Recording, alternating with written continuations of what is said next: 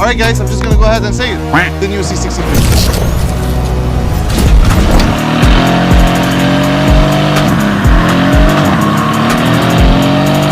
Second AMG chose to replace that V8 with a hybrid 4-cylinder. It's when they messed up big time.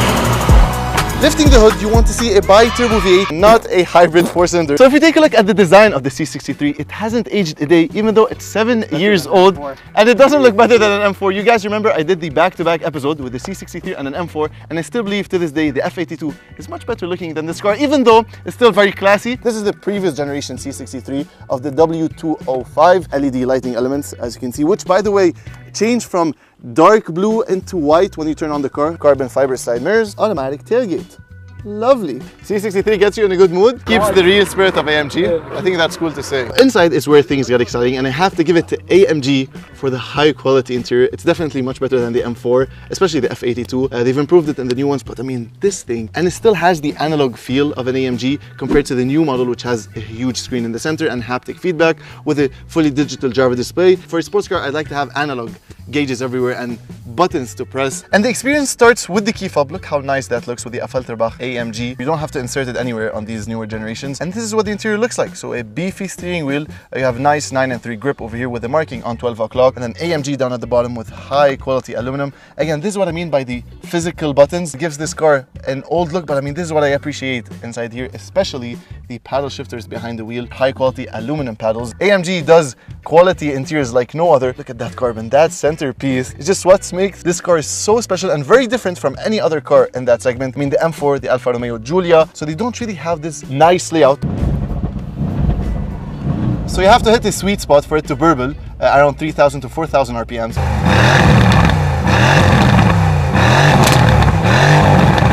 You have this dynamic button over here, so you scroll between race and then Sport Plus, Sport, Comfort, and you can directly notice the difference between those driving modes. It becomes so silent in Comfort. Let me just rev it for you.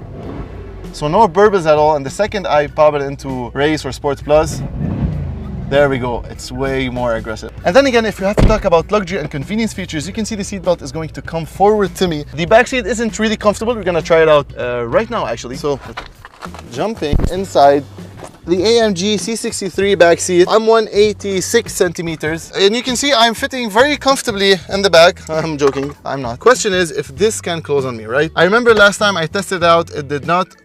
Oh, is this my driving position? I could go on short trips to the supermarket. That was gonna be worse, not bad.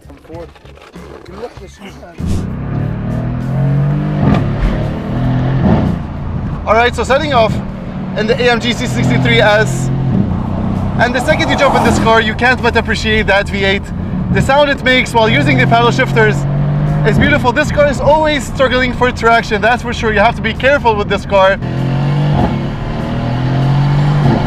All I see is the traction control lights on and off. That thing is crazy. I feel like AMG decided to go for a future purists we're not ready for. Not now, not ever, because how can you replace that sound?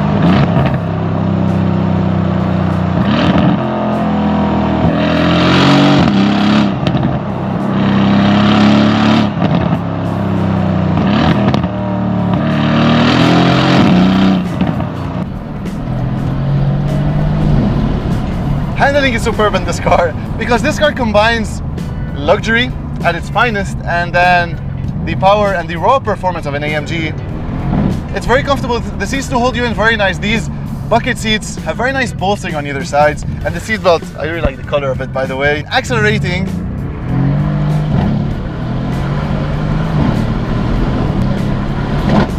Ooh, the sound.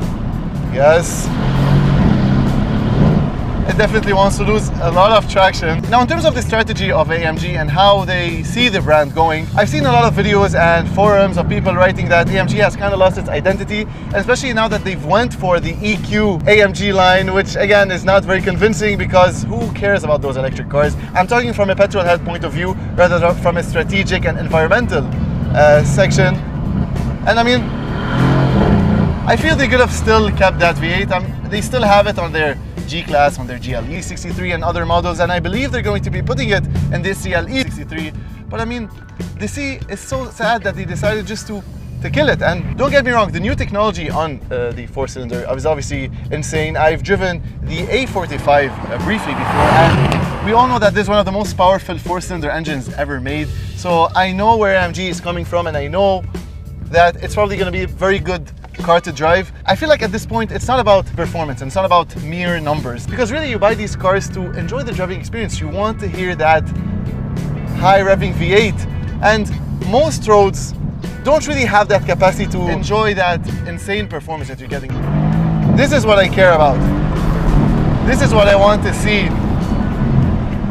A car with charisma, with a soul, and I feel like this is one of the last C's to actually have a soul. So if you can get your hands on one, I say you do it, because once it's dead, it's dead.